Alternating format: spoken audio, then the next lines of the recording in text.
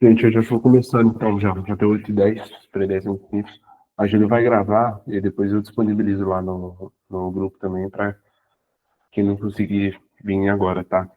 Explicar mais ou menos como que eu vou dar essa monitoria hoje, tá?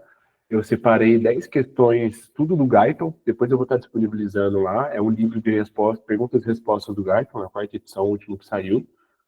E aí eu peguei algumas questões de lá, tá? E dessa vez eu não perguntei para o Zé o que colocar na monitoria, etc, porque da última vez vocês viram o que deu, né? Ele falou que ia cair uma coisa para mim e caiu, falou que ia X, caiu Y, mas beleza. E aí dessa vez, então, eu mesmo peguei algumas questões que eu achei interessante, tá? Tem algumas questões mais difíceis, nenhuma impossível, e tem algumas questões mais tranquilas também, tá? Então, tem algumas coisas que às vezes vocês não vão saber por ser do Guyton e por eu não ter pegado exatamente do que o Zé me falou, não perguntei para o Zé tal, o que pôr na monitoria, porque não ele ia falar para eu pôr uma coisa e ia cair outra de novo, eu fiquei com medo disso. Então, é isso, tá? Aí eu vou ler as perguntas aqui com vocês, vou dar um tempinho para vocês tentarem resolver em casa, tá? E aí depois a gente desenvolve a questão junto. Qualquer dúvida, o chat está liberado, vocês podem mandar uma mensagem. E também, se tiverem depois alguma resposta que não seja a que eu dei, que não seja a que o Guyton deu, que também eu vou pôr no slide, vocês podem estar compartilhando aqui também, que a gente pode estar vendo se a linha de raciocínio pode seguir por esse caminho também, ou coisa assim, tá? Então, vou passar aqui para a primeira questão já. Vamos lá, gente. Também eu vou dar umas dicas para vocês de como fazer as questões do Zé em si, tá? De como... Porque a interpretação de texto conta muito nas questões do Zé, acho que vocês já perceberam isso, né? Então vamos começar lendo a questão. Deve-se esperar que a administração de empagliflozina, fármaco hipoglicemiante inibidor do cotransportador de sódio e glicose 2, produza qual dos seguintes conjuntos de alterações em comparação com o normal? Eu gosto sempre de setorizar a pergunta que eu estou fazendo a questão, né? Então, vamos lá. Deve-se esperar... Tá. O nome desse medicamento não importa, porque provavelmente vocês não aprenderam, nem eu. Só que a questão já dá o que ele é, que é o inibidor de cotransportador de sódio e glicose 2, tá? Então vocês têm que pensar, beleza, eu inibi, o que o SGLT2 faz? Ah, ele faz isso, eu inibi ele. Então, qual vai ser a consequência disso? Eu vou dar um tempinho para vocês pensarem, depois a gente elabora melhor a questão. Um minutinho dá, é rapidinho mesmo, essa questão é mais de interpretação, não é nada difícil da matéria, não. Então, um minutinho para vocês, eu já resolvo essa questão com vocês.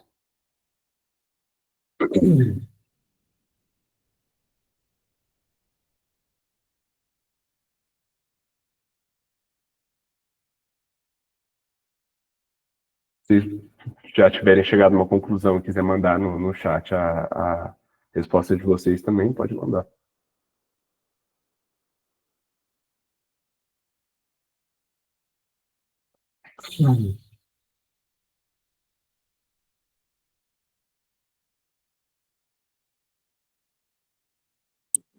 Ô, Hilton, essa setinha pro lado significaria igual? Ficaria igual?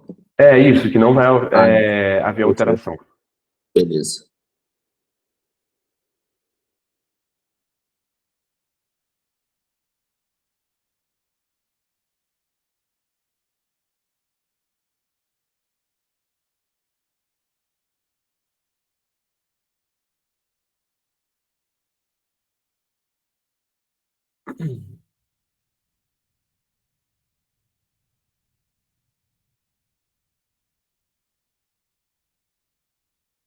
Gente, já vou dar a resposta para vocês, tá?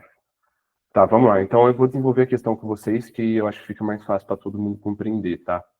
Então vamos lá, vamos reler a questão de novo. Deve-se esperar que a administração de um fármaco que inibe SGLT2, isso que é importante da questão, produza qual dos seguintes conjuntos de alterações em comparação com o normal. Então a gente tem 3 fatores que a questão está dando para a gente, que é a taxa de filtração glomerular, a resistência da arteríola aferente e o fluxo sanguíneo renal, tá? Então, primeiro a gente tem que pensar no que o SGLT2 faz. A gente vai lembrar que ele vai promover a reabsorção de sódio e glicose lá no tubo contorcido proximal. Beleza. Então, quer dizer que quando eu inibo essa reabsorção, eu vou estar fazendo com que mais sódio e glicose fique dentro do do fluido lá dentro dos túbulos, certo? Porque eu inibi a reabsorção dele lá no tubo contorcido proximal. E lá mais para frente, o que a gente tem? A mácula densa, certo? Então a gente deixou mais sódio e glicose dentro do túbulo e chegou mais sódio lá na mácula densa. A mácula densa vai perceber uma maior chegada de sódio e o que ela vai fazer? Vai produzir mais ATP, que vai gerar mais adenosina. A adenosina faz o quê? Vasoconstrição aferente. Talvez isso é uma informação que vocês não sabiam, mas já fica aí também. A adenosina faz vasoconstrição aferente. Mas também vocês nem precisam pensar no fato da adenosina fazer vasoconstrição aferente. Por quê? Porque só de vocês pensarem no fato que quando a gente chega a menos sódio na mácula densa, isso gera uma resposta que vai causar uma vasoconstrição eferente, porque a gente quer filtrar mais. Se chega mais sódio na mácula densa, é lógico que a resposta vai ser invertida, vai ser o contrário, porque a gente quer filtrar menos, está chegando muito sódio, ela quer parar essa filtração, ela quer que chegue menos sódio. Então, o que acontece? Ela vai fazer uma vasoconstrição aferente. Então, a partir desse fato que ela fez uma vasoconstrição aferente, a gente consegue matar a questão já. Por quê? Vamos lá, taxa de filtração glomerular. Se a gente fez uma vasoconstrição aferente, obviamente que a gente diminuiu o fluxo sanguíneo renal, a quantidade de sangue que está sendo filtrado está chegando ali. Então, a gente já descarta a B e a F, porque a gente tem uma diminuição da taxa de filtração glomerular por causa da vasoconstrição aferente. Então, a gente já fica com C, D e E. A mesma coisa que na resistência da arteriola aferente, é a mais óbvia da questão. A gente já vai matar aqui também a E, então a gente só ficou com a C e a D. E aí a gente foi para o fluxo sanguíneo renal, que também vai cair por causa da vasoconstrição aferente, deixando assim C a resposta certa. Aqui está a resposta do Guyton para a questão, tá? Todas as questões eu vou estar fazendo com vocês, depois de deixar a resposta do próprio Guyton para vocês darem uma lida. Tem alguma dúvida sobre essa questão? Não, pode continuar. Calma aí, eu não estou conseguindo ouvir. Se puder falar mais alto, deixa eu aumentar o áudio. Por mim, pode continuar. Tá. Ótimo, resolução.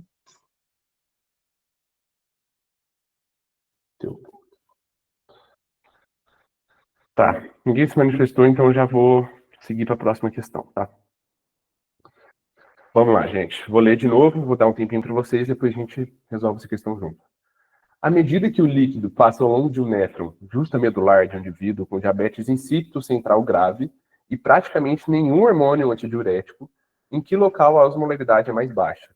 Lembrando que osmolaridade significa concentração, tipo assim, de íons em um soluto. Então, quanto maior a osmolaridade, mais íons no líquido, mais soluto no líquido. Quanto menor a osmolaridade, menos íons, menos soluto no líquido, tá?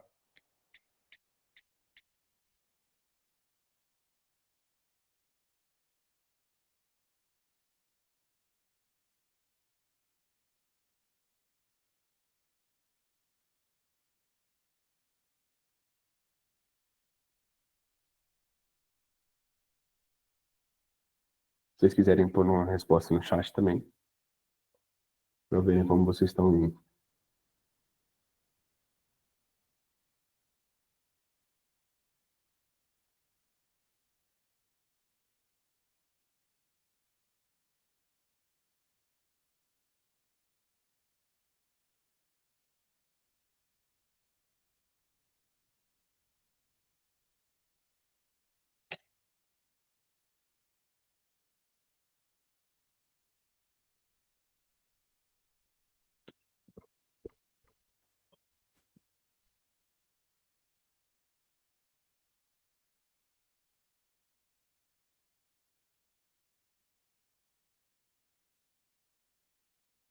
Posso falar, gente?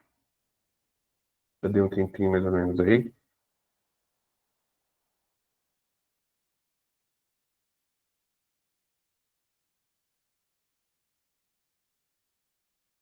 Tá, já vou fazer, tá?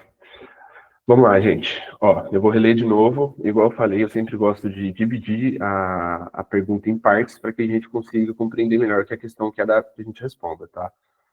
Então, à medida que o líquido passa ao longo de um néfron justamedular de um indivíduo com diabetes insípido central grave, então lembrando que diabetes insípido central grave, o que vai acontecer? Não vai haver produção de ADH, tá? É diferente da diabetes insípido nefrogênica. em que o rim não responde ao ADH. Tem essa diferença, tá? Então, o diabetes insípido central grave. Então, quer dizer que o paciente não está produzindo ADH. Então, vamos lá, vamos lembrar. Qual que é a função do ADH? A principal função do ADH. E na onde ele age principalmente? Ele age principalmente lá nas porções finais. Vai ser lá no ducto coletor, principalmente, certo? Então, a gente tem que lembrar que essa região, ela é uma região que é hipermeável à água. Mas qual que é a função da ADH?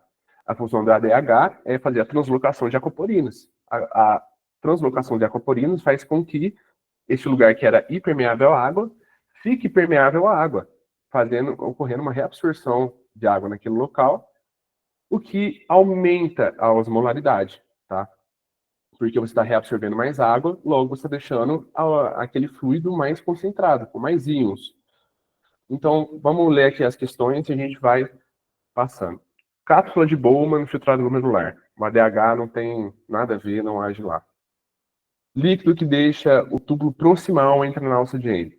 Mesma coisa o ADH não vai estar agindo naquele local. E são locais também que já tem uma permeabilidade à água, tá? Lembrando que o ducto coletor e aquela porção final, ele é impermeável à água e tem uma alta absorção de alguns íons, tipo sódio, tá?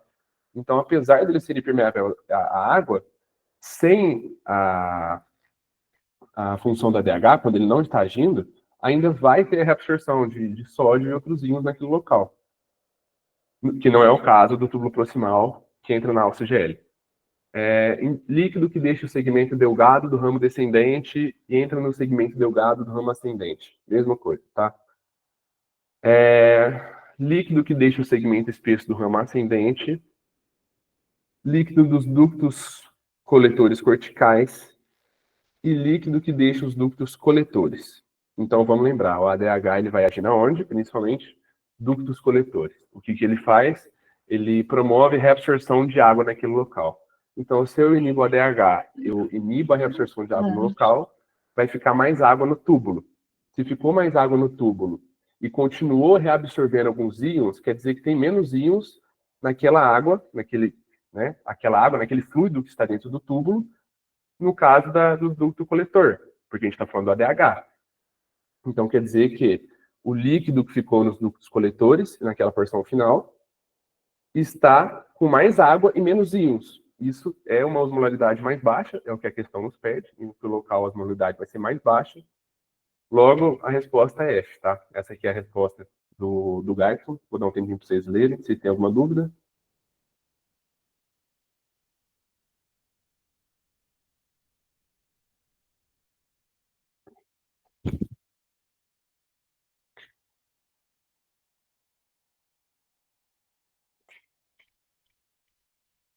Certinho, então. Depois eu vou estar disponibilizando isso aqui para vocês também, tá? Eu vou mandar o PDF de perguntas e respostas do Guyton e mando esses slides também. Aí lá no finalzinho tá essas perguntas com as respostas, tá?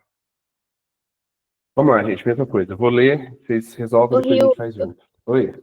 eu acho que você não viu o chat. O Bruno perguntou qual que seria a diferença para a letra E. É letra E mesmo? É, letra E que ele perguntou. Líquido, é porque, tipo assim, aqui tá falando, principalmente, a F tá...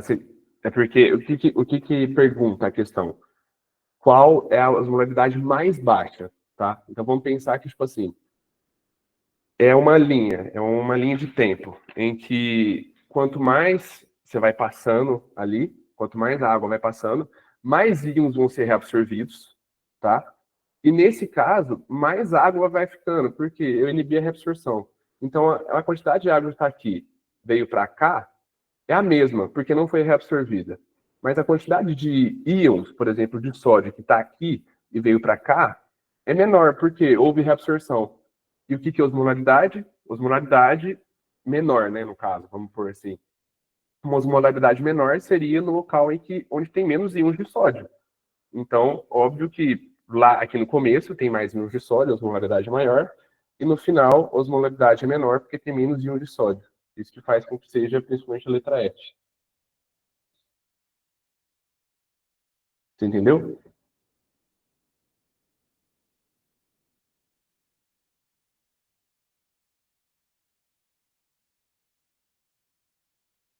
Fechou. Vou passar para a próxima. Um paciente é encaminhado para tratamento de hipertensão arterial. Após o exame, você descobre que apresenta níveis plasmáticos muito altos de aldosterona, e seu diagnóstico é síndrome de Conn. Partindo do pressuposto de que não haja nenhuma alteração na ingestão de eletrólitos, qual das seguintes alterações se espera encontrar em comparação com o normal?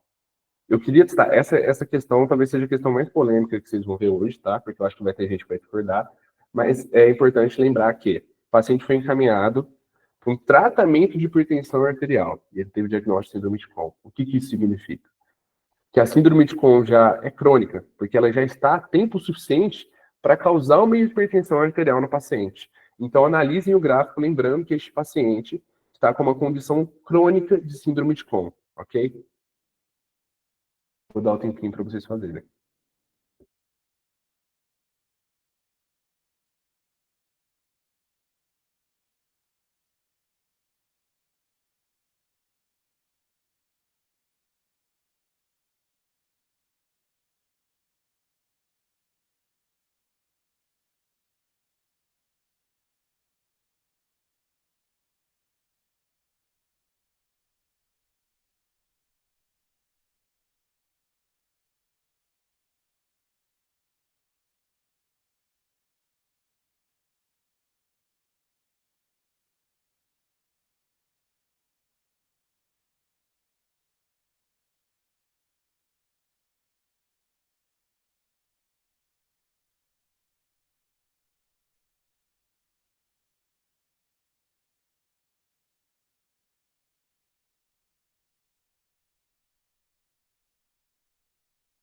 Essa questão é difícil, então vou dar um tempinho a mais para vocês pensarem, porque ela é, não é nem que difícil, é que ela exige bastante interpretação.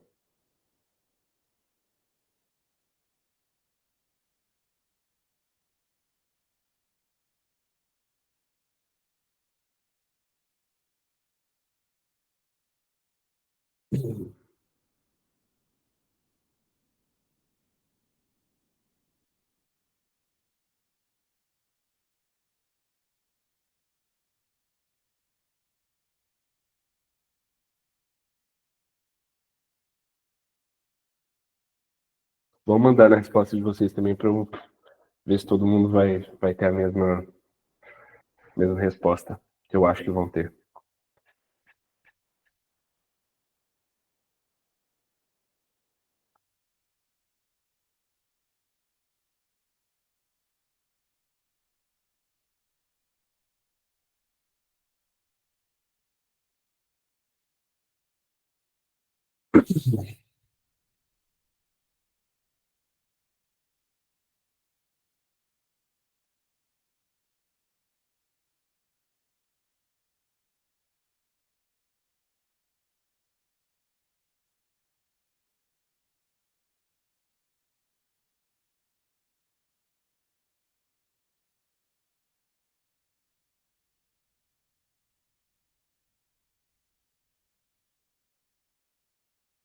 Mas alguém quer falar a resposta? Alguém pensou alguma diferente? Uhum.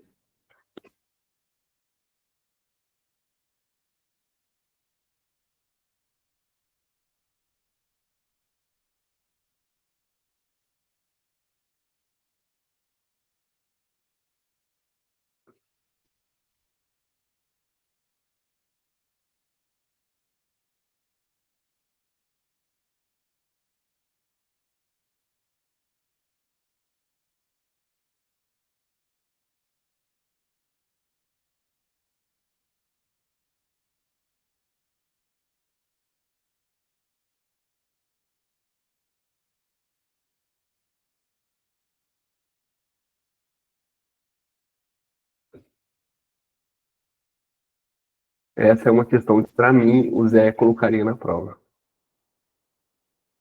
Lembrando que, como todas essas questões são tiradas do Guyton, tem chance, tá, dele colocar elas na prova.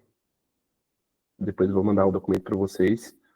Eu recomendo que todo mundo olhe um pouquinho, pelo menos algumas questões de lá, que eu sempre fazia isso e às vezes o Zé repetia uma ou duas questões na prova e já é um ponto que ajuda já.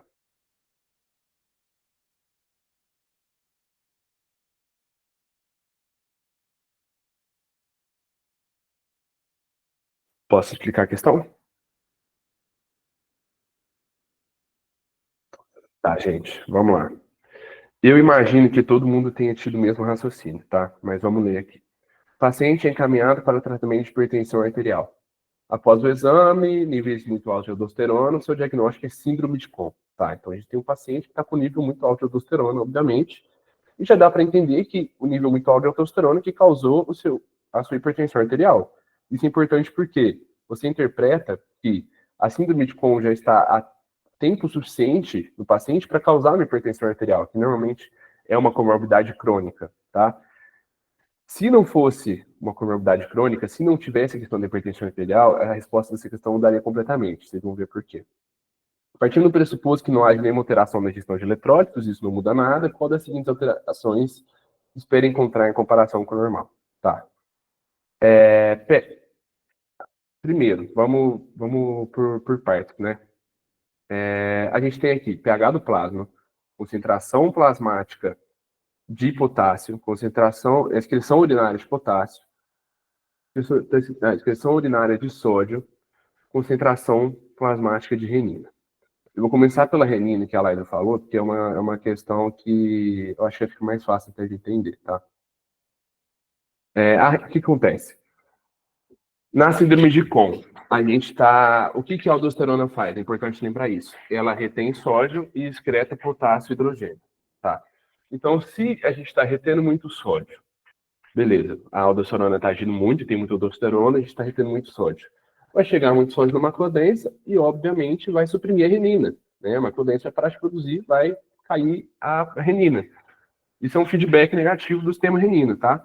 Então, a gente já vem aqui e vê as três que estão com a renina baixa, tá? Então, a gente já elimina a D e a E. Vou começar pela renina, que eu acho melhor. Aí, vamos para a concentração plasmática de potássio. Já deu na mesma aqui, né? Não vou nem falar essa, que eu vou fazer a questão como se eu estivesse fazendo uma prova com vocês. pH do plasma. Tá, vamos entender uma coisa. O pH do plasma, o que vai acontecer com ele? A aldosterona, tem que lembrar que ela vai secretar hidrogênio. Vocês têm que lembrar que o hidrogênio é muito importante no pH sanguíneo, tá? Como o excesso crônico de aldosterona estimula a secreção de hidrogênio, essa perda de ácido na urina, porque o hidrogênio é ácido, combina com a geração contínua de carbonato que é acionada ao sangue, resultando em uma alcalose metabólica, tá? O pH do plasma, que é inversamente proporcional normalmente ao hidrogênio. Então, quer dizer que o pH sanguíneo vai aumentar, tá? Então, a gente já elimina aqui a B também. A gente fica entre A e C, né? Então, a IC, concentração plasmática de potássio, tá batendo, excreção urinária, agora isso aqui que vai pegar, que às vezes vocês vão discordar comigo, porque o que acontece?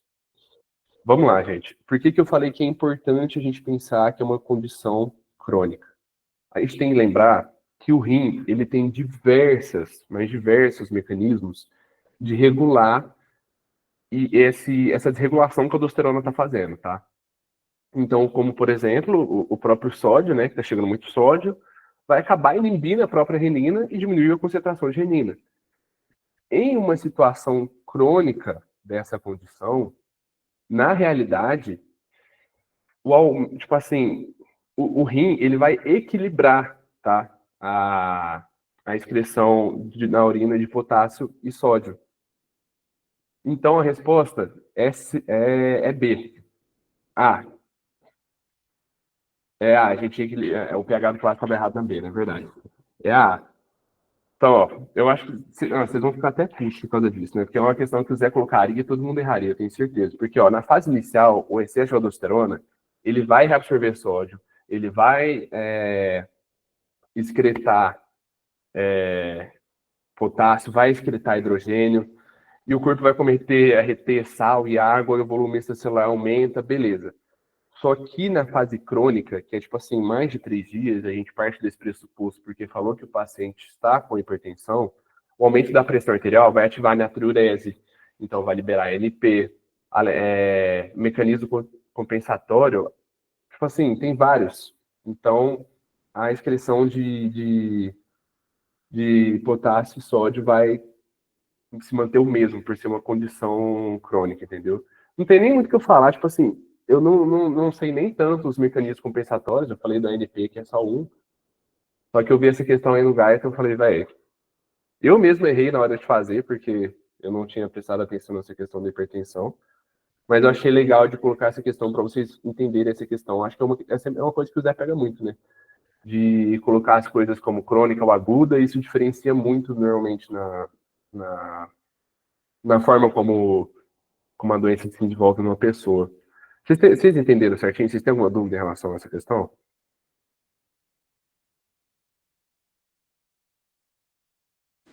Ô, Rilton, então, se não fosse uma situação crônica, seria a letra C, né?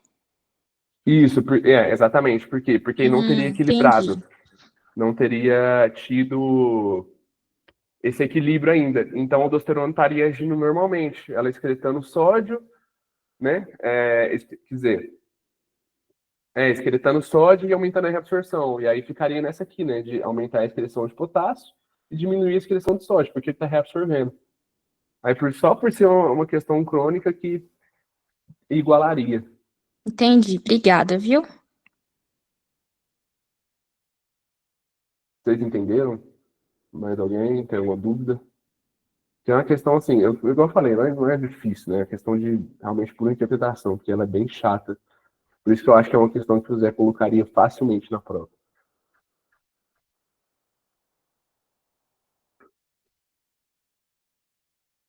Bem, ninguém falou nada, então vou passar para a próxima, tá? Essa aqui é bem tranquila, uma questãozinha bem de boa, só para ver se vocês estão afiados realmente nessa parte. Então vamos lá. Quais das seguintes alterações você espera encontrar após a administração de um fármaco vasodilatador que provocou uma diminuição de 50% na resistência arteriolar aferente? Porém, nenhuma mudança na pressão arterial. Então, o que você espera encontrar em um paciente que você fez uma vasodilatação aferente? Só pensar nisso, só. Dá um tempinho para vocês. Dá pouco, porque essa questão é bem fácil.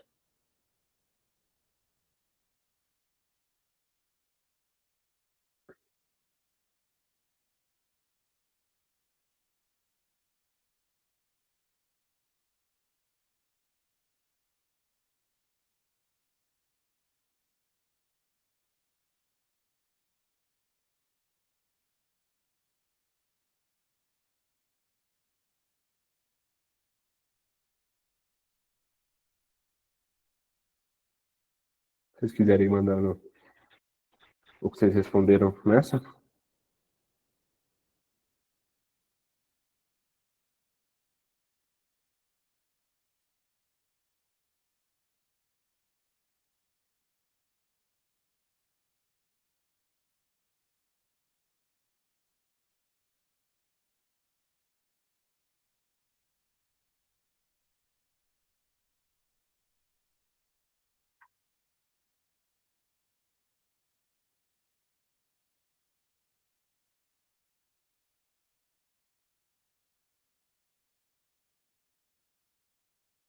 Você já tem alguma resposta?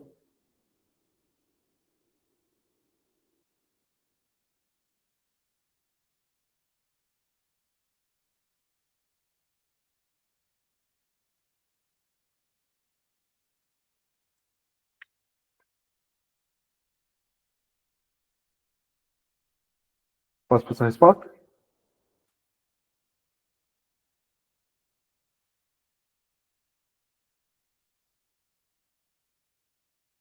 Certo, gente, vamos lá. Então, igual eu falei, o que você espera encontrar em um paciente em que você fez uma vasodilatação aferente? Né? Isso daí, eu acho que é a questão mais fácil, talvez, da noite, é bem tranquila mesmo, então vamos pensar aí. Então, a gente tem fluxo sanguíneo renal, taxa de filtração glomerular e pressão hidrostática dos capilares. Tá? Então, a gente aumentou, a gente fez uma vasodilatação aferente. O que vai acontecer? Obviamente, vai chegar mais sangue no rim, né? Aumento do fluxo sanguíneo renal.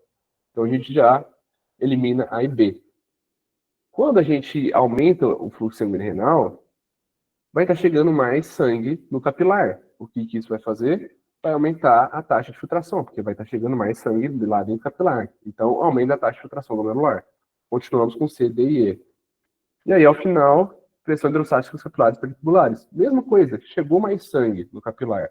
O sangue está fazendo mais força na parede desses capilares, exercendo mais pressão, obviamente que aumenta a pressão hidrostática, né? Letra C. Não vou nem falar muito dessa questão, porque ela é bem tranquila. Vou deixar um tempinho só para vocês lerem a resposta do Guyton.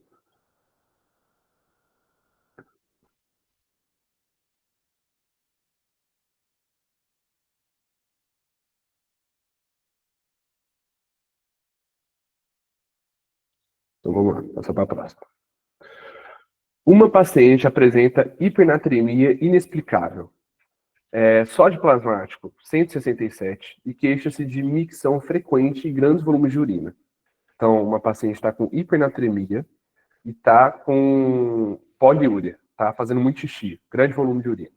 A amostra de urina revela concentração de sódio de 15, que é um valor muito baixo, e osmolaridade de 155, que também é um valor muito baixo, ou seja, a urina dela também está muito diluída. Os exames laboratoriais revelam os seguintes dados. Atividade da renina plasmática, 3, o normal é 1, ou seja, a renina ainda está aumentada. ADH, 30, sendo que o normal é 3. E a aldosterona plasmática, 20.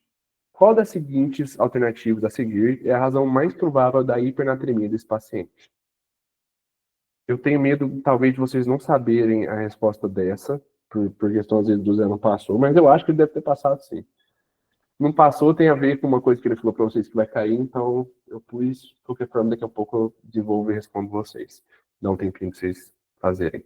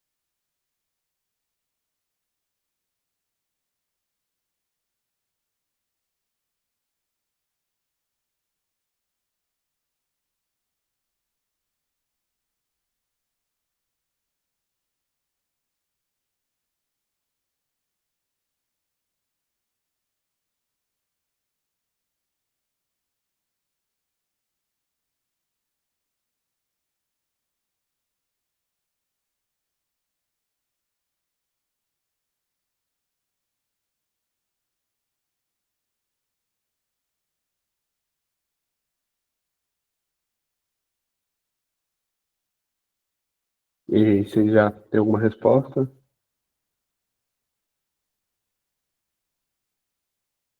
Se o Zé passou isso para vocês, eu acredito que vocês vão acertar fácil até, mas não tenho certeza.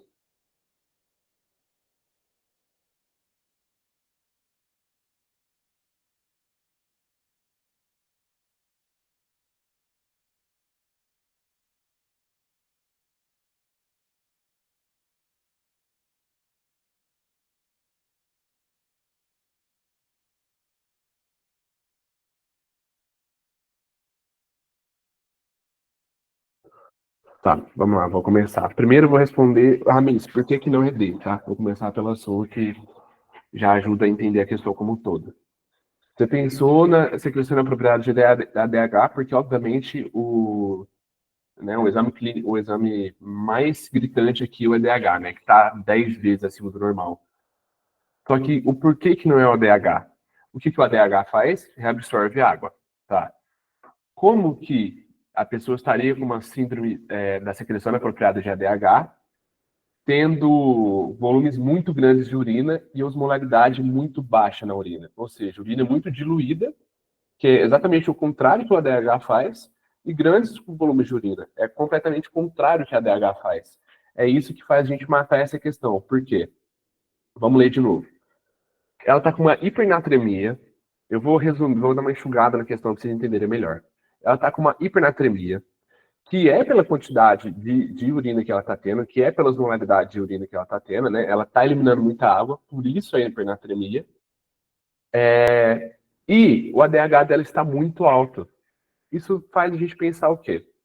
A gente, primeiro, já pensa numa diabetes insípido, porque ela está tendo uma hipernatremia com a osmolaridade muito baixa da urina. A gente já pensa em diabetes insípido na hora. Só que a gente tem duas diabetes insípidos na questão, que é a B e a C. Só que a gente mata a questão como? Aqui no ADH. Por quê? Porque na diabetes insípido central não tem produção ou liberação de ADH. É exatamente essa deficiência. Então, isso aqui mostra que está havendo produção e liberação de ADH. E isso mostra que o rim não está respondendo a esse ADH. Se o rim não está respondendo a esse ADH, qual deficiência que a gente vai ter? Da resposta do rim, né? Óbvio. Então, qual que é? É diabetes insípido nefrogênico. Igual eu falei agora um pouco para vocês, que a gente falou de diabetes insípido central. A diabetes insípido nefrogênico é uma doença que é caracterizada porque o rim não consegue responder ao ADH, tá? Você tem alguma pergunta em relação... Ah, vou colocar esse Gaeta. Tem alguma pergunta em relação a essa questão? A resposta é bem grande, vou dar um tempinho para vocês lerem.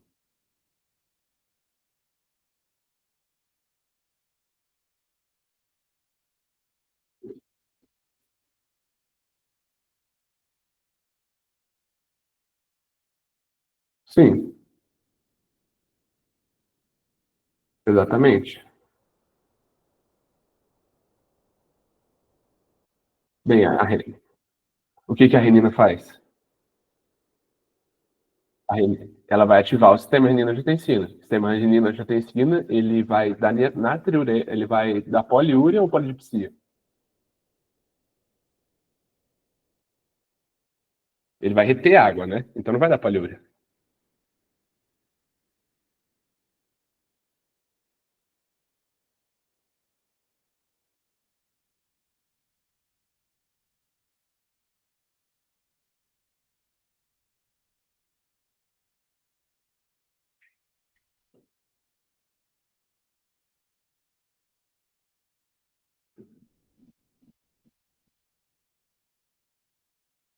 Todos vocês já leram a resposta do Guyton?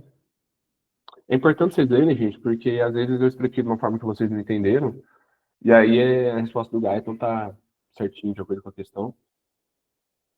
Também é bom porque às vezes se quiser repetir, vocês veem a resposta do Guyton, vocês vão lembrar na hora, assim, do que vocês viram aqui.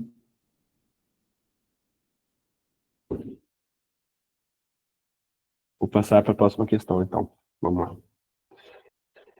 Essa aqui, eu não tenho certeza também se o Zé deu crimes para vocês, mas mesmo se não tiver dado, essa aqui é uma questão que dá para fazer rapidinho, tá? É bem simples. Se o clearance renal de uma substância X for de 300 ml por minuto e a taxa de filtração glomerular for de 100 ml por minuto, é mais provável que essa substância X seja... Vou dar um tempinho para vocês fazerem essa questão.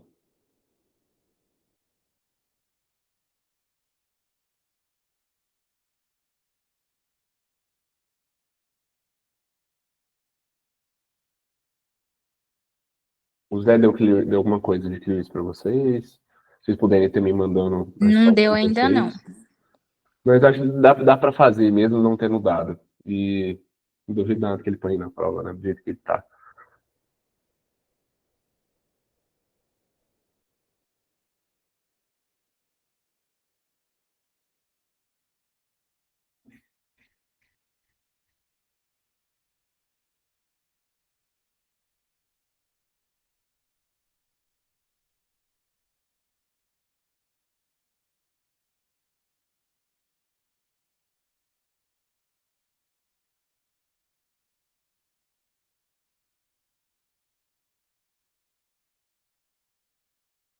Vocês já conseguiram chegar em alguma conclusão?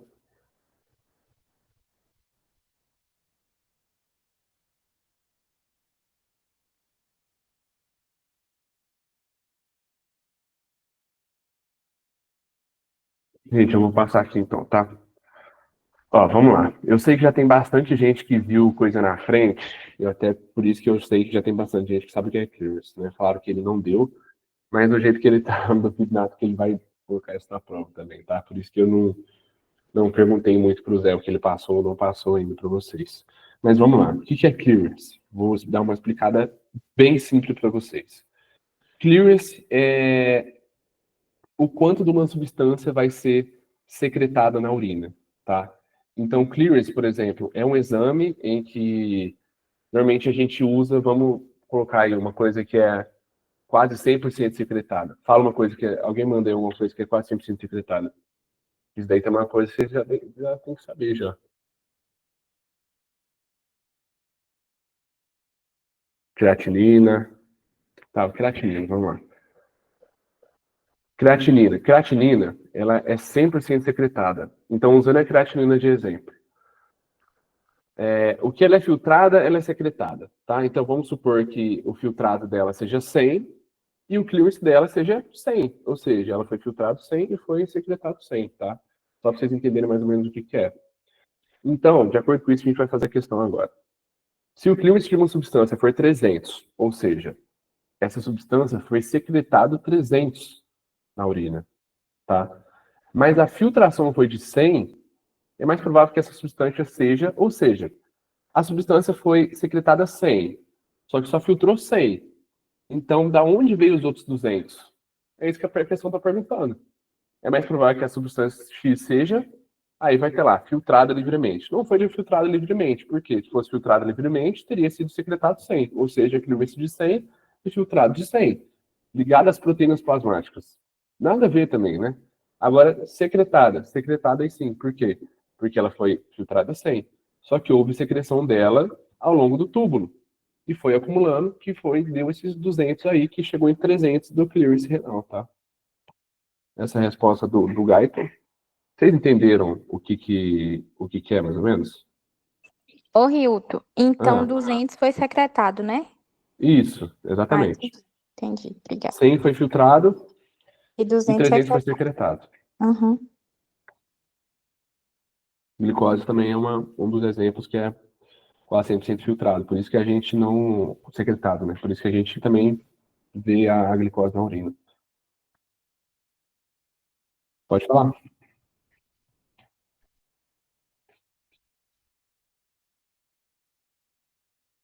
Não. Aí vamos supor um quadro em que o clearance foi de 50, mas filtrou 100. O que aconteceu com essa substância? Um quadro em que o clearance dela deu 50, mas a filtração dela é 100. O que aconteceu com essa substância?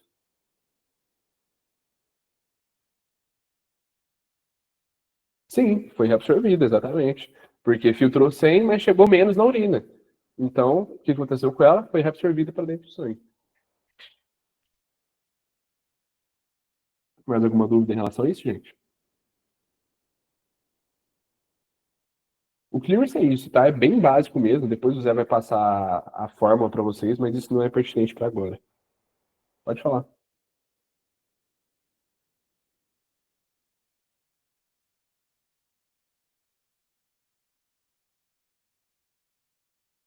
Fazer alguma dúvida, gente, em relação a isso? Então, vou passar. Certo, vamos lá. Questão bem tranquila também. É isso aqui, eu vou explicar para vocês já já o que é. Não tenho certeza se vocês sabem, mas considerem como se fosse apenas o H+, tá? Se vocês considerarem apenas como se fosse o H+, vocês já vão conseguir fazer a questão tranquilamente. Em um indivíduo com acidose respiratória crônica, que apresenta compensação renal parcial, ou seja, está compensando, mas não compensou tudo ainda, tá? Quais alterações você espera encontrar em comparação com o normal?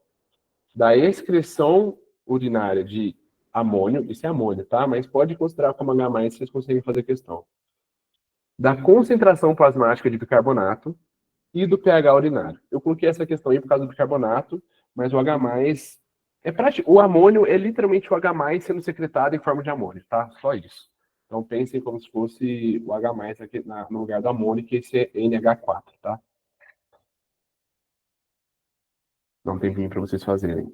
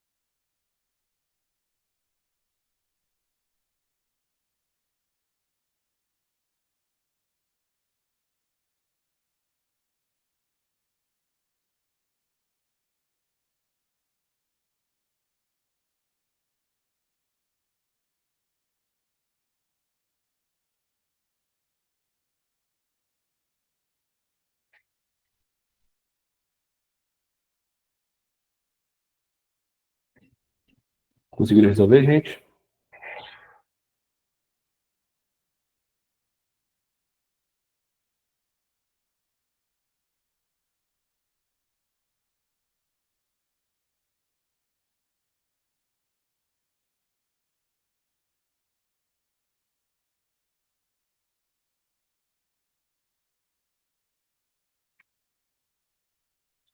Tá, vamos lá. Vou passar a resposta para vocês. Em indivíduo com acidose respiratória crônica. Gente, o que significa o indivíduo com acidose respiratória crônica? Que ele não está conseguindo excretar CO2 corretamente, certo? Então, se ele não está conseguindo secretar, eliminar CO2 eficientemente, leva o acúmulo de CO2 no sangue, e o acúmulo de CO2 no sangue vai gerar uma acidose, certo? Beleza. É bem importante vocês reparem no termo que é crônico, tá? Novamente, esse termo é bem importante, porque aí significa que o rim já está compensando. Se ele colocasse agudo aí, o que ia acontecer? O rim não estaria compensando nada, estaria praticamente a nada aí, tipo, sem alteração. Mas como ele colocou crônico, a gente já entra em outro quadro. Então vamos lá. Para compensar essa acidose, os rins ele aumenta a excreção de hidrogênio. Como vocês já sabem, normalmente o pH ele é inversamente proporcional ao hidrogênio. E para excretar essa grande carga ácida, o rim normalmente ele tem alguns mecanismos, tá? Tem fosfato e amônia, não vou explicar muito para vocês, mas eles servem de tampão para neutralizar o H+. E tem o amônio, tá? Que é o NH4, que vocês estão vendo aí. O Zé não deve dar isso, então não vou explicar muito, mas é só uma forma em que o hidrogênio vai ser secretado, tá? O hidrogênio vai ser secretado em forma de amônio. Além disso, a gente tem aí, a cada íon excretado, a cada íon de H+ excretado, ligado a um tampão, que no caso é o amônio, o rim vai gerar um novo íon de bicarbonato, que vai ser devolvido para o sangue. Ou seja, leva a concentração de bicarbonato, aumenta a excreção de H+, se aumenta a excreção de H+, está aumentando a quantidade de H+ na urina. Se aumenta a concentração de H+ na urina, vai diminuir o pH. Então vamos lá. Em um indivíduo com acidose, papapá. Então, o que você espera da excreção urinária de H+? Aumentar. Então, vai aumentar a excreção urinária de H+. Da concentração plasmática de bicarbonato, vai aumentar também, porque a cada H+ que está sendo excretado, junto com o tampão, tem o amônio, vai gerar um bicarbonato. Ou seja, aumentou a quantidade de bicarbonato no sangue. E do pH urinário, diminuição, porque tem mais H+ sendo eliminado nessa urina, que vai diminuir o pH da urina, tá? Vou colocar aqui a resposta do Gaetan para vocês. Vocês têm alguma dúvida em relação a essa questão? Não precisa ficar pensando muito nesse trem que eu falei de amônio, não, porque é só questão. Eu só expliquei para vocês porque o Gaetan pôs assim, tá? Se eu pudesse, eu teria colocado H+ mesmo para explicar ali para vocês e boa.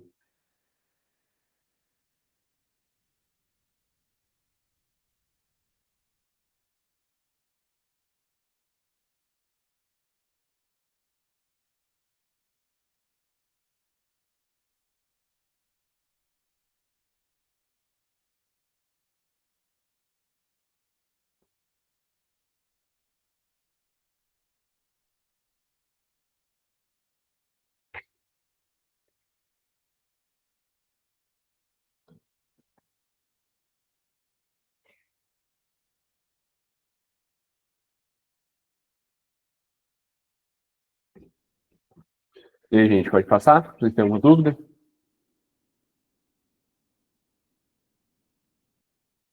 Tá, então vamos lá. Próxima questão. Bem tranquilinha também, também sobre acidose metabólica, igual a última questão, tá? Assim, só que, lembrando, ó, aqui eu falei do quê? Acidose respiratória crônica. O que eu falei? É muito importante vocês verem isso, crônico e agudo. O Zé pega muita gente nesse tipo de coisa, tá? Então agora é uma acidose metabólica aguda, tende a nananã, a concentração de potássio intracelular e nananã, a secreção de potássio pelos duplos coletores corticais.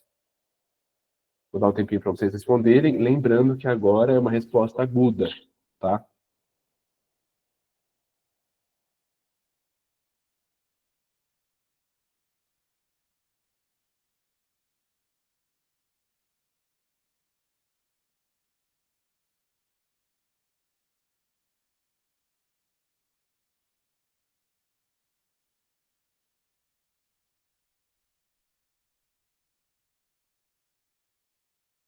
Conforme vocês forem resolvendo, vai mandando para mim a resposta no chat, que essa questão também, ela talvez pegue um pouco com vocês.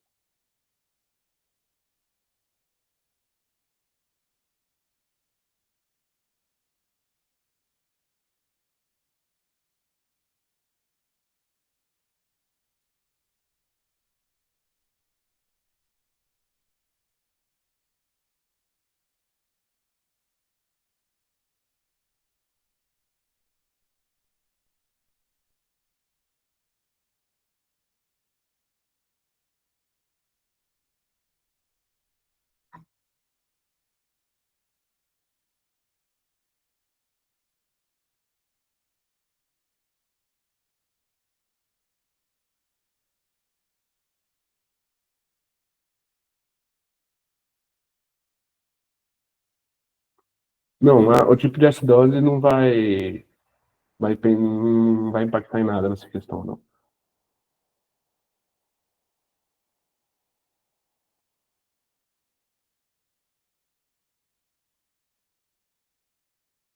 Continua sendo uma acidose, né? Ou seja, acúmulo de íons de hidrogênio, né?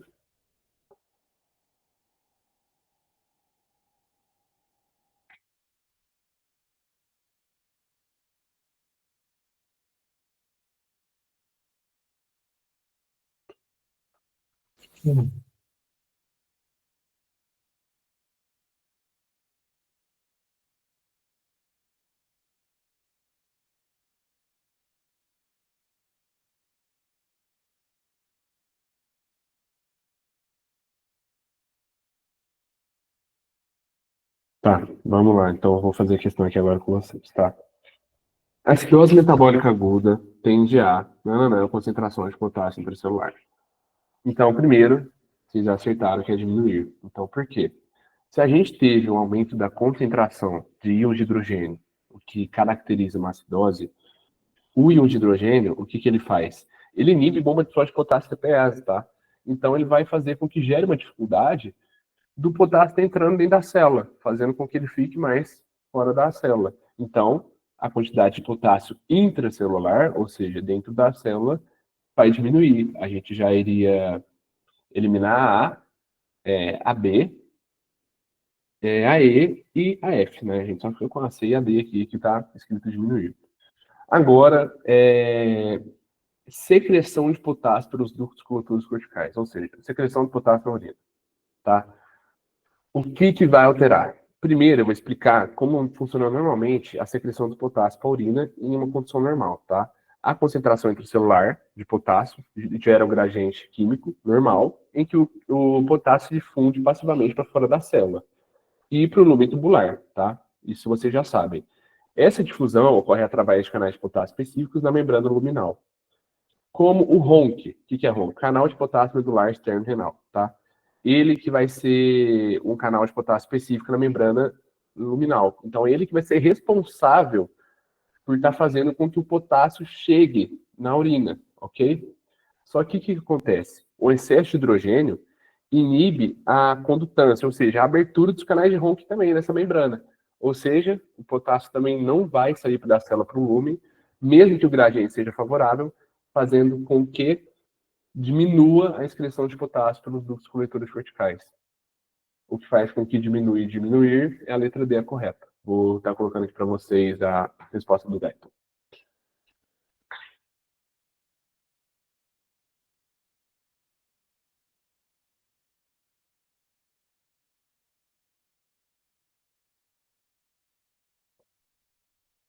Vocês têm alguma dúvida em relação a isso? Talvez vocês não sabiam do RONC, que é o canal de potássio específico, mas só a diminuição da taxa de fusão passiva também, às vezes, já vai impactar. Ó, o que acontece? Como que o potássio vai para a urina? O potássio, normalmente, ele tem bastante dentro da célula, né? Ele tem uma alta concentração intracelular.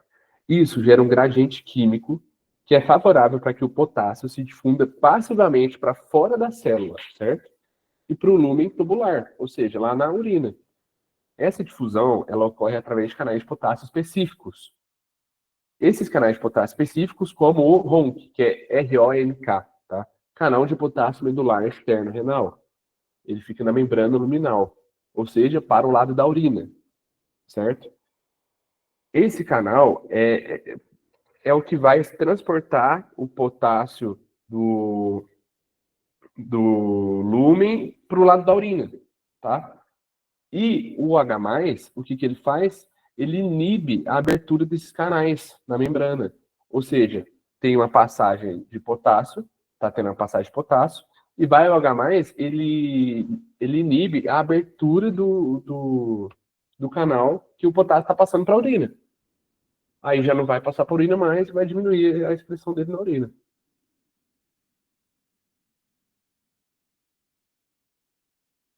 Canais RONC, R-O-M-K, tá? É o canal de potássio específicos. Inclusive, ó, talvez por essa vocês entendam melhor, porque ó, aqui está o lumen tubular, aqui está o líquido intersticial. O potássio, ele passa daqui para cá, para o lumen tubular, através de um canal que chama RONC, tá? E aí esse canal vai ser fechado por causa do H+. Fechou do H+, não vai ir para o lumen tubular, ou seja, para a urina, vai diminuir a excreção dele. Vocês entenderam? Ou às vezes eu posso tentar explicar de outra forma. Deixa eu voltar isso aqui. Rapidão, Hilton, deixa eu te perguntar aqui. Então, o H+ vai inibir esses canais? Ele inibe a abertura. E aí não deixa o potássio passar, é isso, né? Isso. É porque é um canal específico de potássio, só para o potássio passar para o lumen. É tubular, entendeu? Lá para a urina. Aí como o H+, ele inibe a abertura, não vai passar mais. Entendi. Certo, vamos para a próxima questão. Bem tranquilo também, essa aqui é só para ver se vocês estão espertos naquela imagem lá do Zé. Ignorem que o bicarbonato está grifado, tá? Isso aqui não muda nada. É porque quando eu fui pesquisar lá no livro de perguntas e respostas bicarbonato, para colocar a pergunta sobre bicarbonato na monitoria de hoje, aí grifou aí, tá? Mas não muda nada isso na questão. Só para ver se vocês estão espertos naquela imagem lá, que é bem tranquilinha essa questão também. Ah, tem que ler aqui com vocês, né? Vamos lá. Qual das alternativas a seguir ocorre nas células intercalares tipo A nos núcleos coletores? As células intercalares tipo A é aquela célula grandona que o Zé desenhou no quadro, tá? Pensa no que acontece lá nessa célula que você mata essa questão.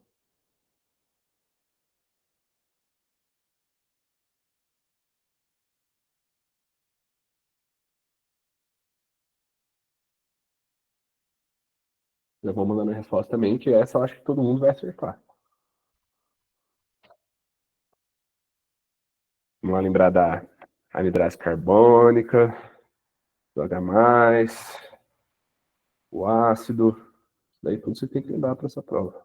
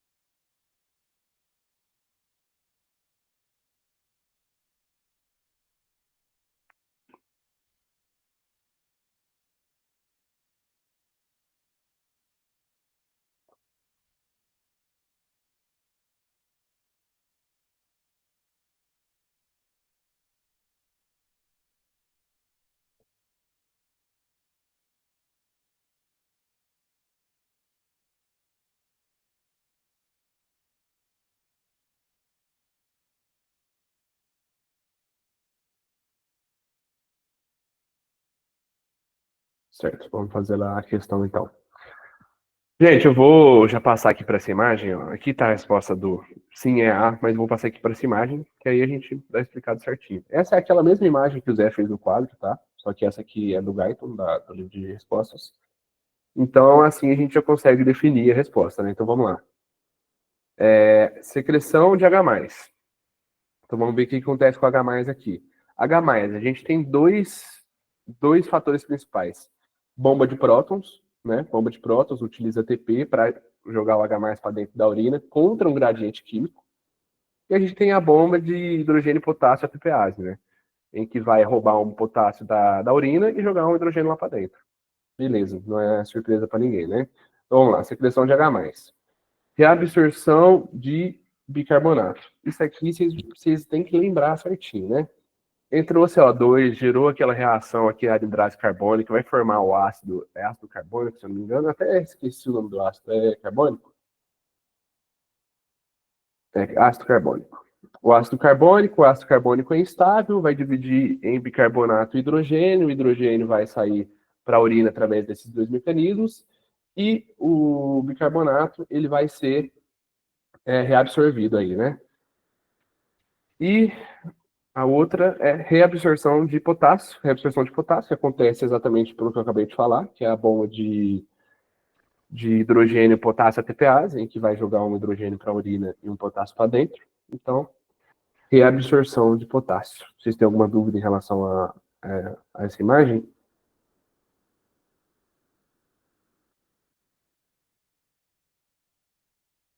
Olá, essa bomba de sódio de potássio estava falando, essa que eu falei agora, de hidrogênio e potássio, ou não?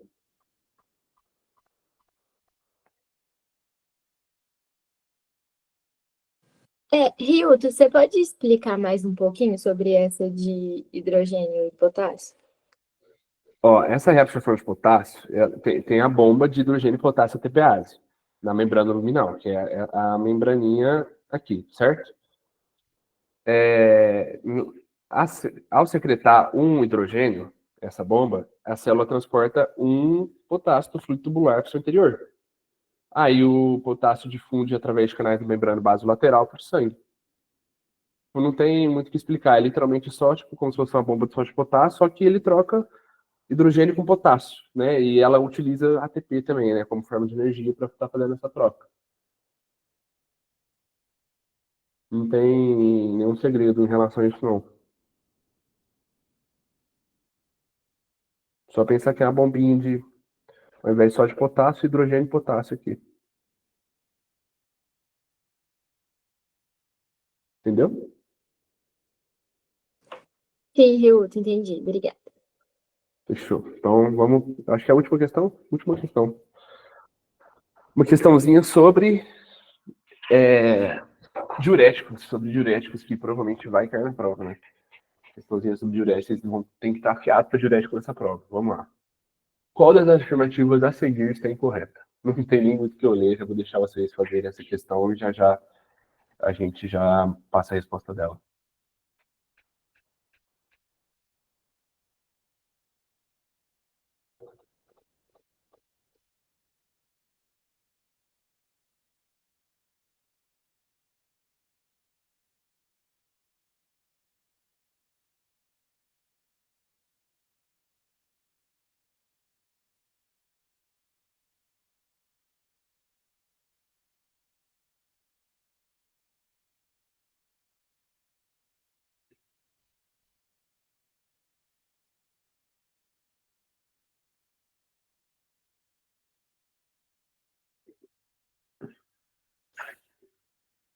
Não tenho certeza se o Zé deu todos esses diuréticos para vocês, tá?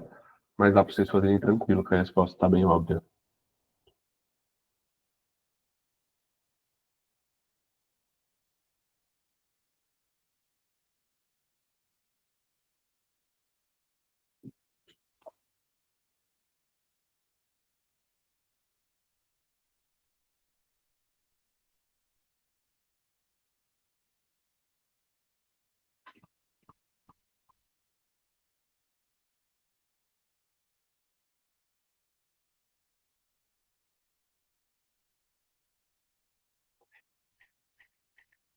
Então vamos lá, gente, que essa questão é bem tranquila.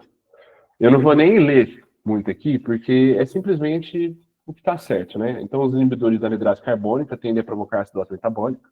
A gente perde carbonato na urina, então sim, né? Pode provocar uma acidose. Os diuréticos azídicos inibem o transportador de RNA saído nos tubos distais. Correto? Esse é o mecanismo de ação. Esse eu não tenho certeza se o Zé passou para vocês. Os diuréticos osmóticos tendem a aumentar essa questão de potássio, mesma coisa, tá falando mecanismo de ação, tudo certo. E aí, os antagonistas de aldosterona, igual a espironolactona, tendem a causar hipopotassemia. O que é hipopotassemia? Alguém sabe falar? Diminuição de potássio no sangue. Exatamente. Só que a aldosterona, o que ela faz, gente? A aldosterona, ela secreta potássio. Então, na realidade, uma aldosterona, né, uma secreção de aldosterona muito grande poderia causar hipopotassemia. Só que você está, na realidade, inibindo a aldosterona. Então, ela pode causar uma hiperpotassemia, não uma hipopotassemia. Que faz com que a alternativa D seja a incorreta, tá? Essa aqui é a respostinha do Gaiton para vocês. É isso, gente. Vocês têm alguma dúvida em relação a alguma outra coisa, em relação a essa última questão também?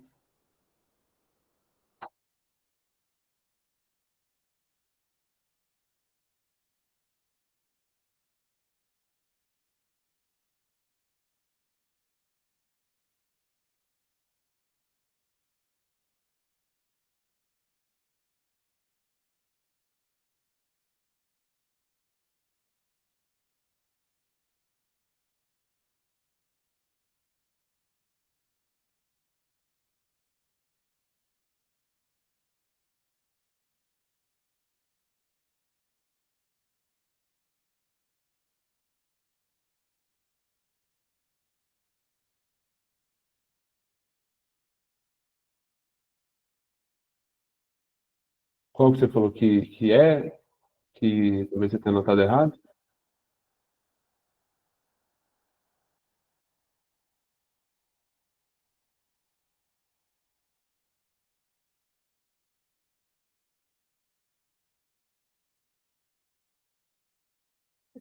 É.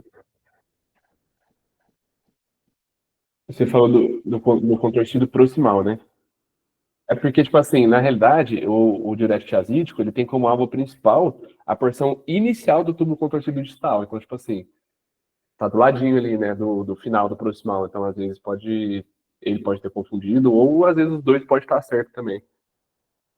É porque o mecanismo principal dele é na parte inicial do túbulo distal. Só que, assim, o final do proximal tá do lado, né, literalmente colado ali. Então, acredito que também age lá. Às vezes ele só passou o que age também e não falou o principal, não sei. Mas é isso, gente. Espero que vocês tenham gostado da monitoria. Eu vou disponibilizar lá no grupo o PDF do perguntas e respostas, tá? Aí a parte 5 que é a parte que vai cair na prova de vocês, tá? Tem muita pergunta, tem tipo assim, 150 perguntas, tá? Então, se vocês quiserem só dar uma lidinha por cima, já ajuda, porque a chance dele, às vezes, repetir uma questão é alta, tá? Então, vocês dão uma lidinha lá por cima, só se der tempo também. Se não der tempo, não precisa perder tempo com isso. Dá uma olhadinha nos gráficos, tá? Se eu fosse vocês, eu vou mandar no grupo também os capítulos 26 a 32, que é os que eu chuto que vai cair na prova, tá? O Zé falou 26 a 30, eu acredito que o 31 e 32 também tem a ver com o conteúdo da prova. E aí vocês dão uma olhadinha lá nos gráficos, tá? Olhem os gráficos, porque os gráficos o Zé gosta de cobrar. Então, tipo assim, vai passando umas páginas, achei um gráfico. Olha o gráfico, olha a legenda, olha o que está escrito sobre o gráfico, que é bem provável que o Zé pode cobrar também, tá? Enfim, gente, é isso. Espero que tenham gostado da monitoria aí. Boa noite para vocês. E aí eu vou mandar lá no